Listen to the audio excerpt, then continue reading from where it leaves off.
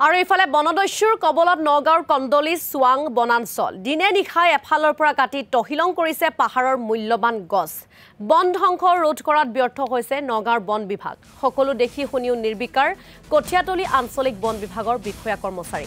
বন বিভাগৰ আশীৰ্বাদতে বনদস্যুৱে মূল্যৱান গছ কাটি নিয়াৰ অভিযোগ উত্থাপন কৰিছে ৰাইজে কন্দলি পাহাৰত হোৱা বন ধ্বংস কাৰ্য ৰোধ কৰিবৰ বাবে মুখ্যমন্ত্ৰী আৰু বন মন্ত্ৰীক আহ্বান জনাইছে ৰাইজে এইটো বৰ বেয়া কথা আছে গছ ৰুব লাগে এতিয়া আৰু চৰকাৰেও ৰুবলৈ হেৰি কৰিছে এইটো এনেকৈ গছ কাটাটো ভাল কথা হোৱা নাই সিফালে বৰবাৰী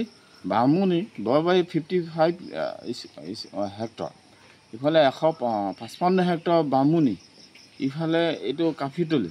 292 হেক্টৰ ইফালে দবকা যিটো দুটা খণ্ডত এইটো এৰাউণ্ড 12,000 হেক্টৰ এই গোটেই বনাঞ্চলখনবিলাক ইয়াৰ আগতেতো চেগুন ৰুইছিলে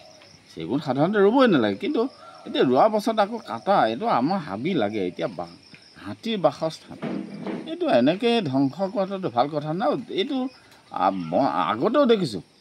মানে চব বন বিষয়ে নহয় কোনোবা দুষ্ট বন বিষয়ে আহিলেই ধ্বংস কৰি দিয়ে এইটো আৰম্ভ হৈ গৈছে এইটো উচিত শাস্তি হ'ব লাগে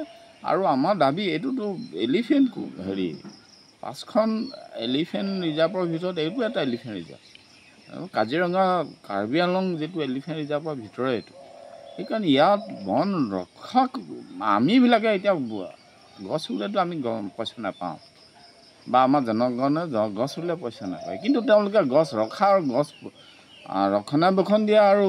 গছ পুলি ৰোৱাৰ কাৰণেতো পইচা পায় আৰু ৰক্ষণাবেক্ষণৰ দায়িত্বত থকা মানুহখিনিয়ে যদি এনেকৈ গছ কটাই বা কটাই পেলাই ব্যৱসায় কৰে এইটোতো ভাল কথা নহয় এইটো গোষ্ঠী তদন্ত হ'ব লাগে শাস্তি হ'ব লাগে আৰু এই ৰেঞ্জাৰবিলাকে কি কৰি থাকে সিহঁতে জানি শুনিও মানুহ লগাই দিয়া ব্যৱসায় সেইটো ধন ঘটিবলৈকে আহিছে এইটোতো ভাল কথা হোৱা নাই আৰু আমিবিলাকতো ক'ব লাগিব আৰু এইটো আৰু মনে মনে থকা কথা নহয়